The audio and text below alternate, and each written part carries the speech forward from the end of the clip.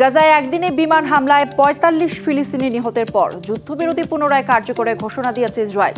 আর মার্কিন president Donald Trump বলেছেন, গাজায় তার মধ্যস্থতায় যে যুদ্ধবিরতি হয়েছে তা এখনো বজায় আছে। রবিবার রাফায় ইসরায়েলি সেনাদের ওপর হামাসের বিরুদ্ধে হামলা চালানোর অভিযোগ তোলে ইসরায়েল। এতে ২ সেনা নিহত হওয়ার দাবি আইডিএফের, তবে অভিযোগ প্রত্যাখ্যান করে হামাস।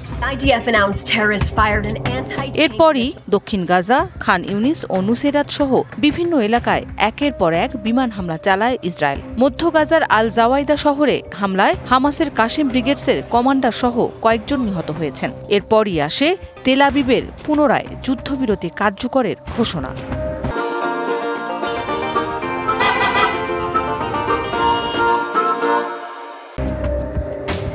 এদিকে চলমান উত্তেজনার মধ্যেও গাজায় যুদ্ধবিরতি কার্যকর রয়েছে বলে জানিয়েছেন মার্কিন প্রেসিডেন্ট ডোনাল্ড ট্রাম্প। বলেন, পরিস্থিতি স্থিতিশীল রাখতে কাজ করছে ওয়াশিংটন।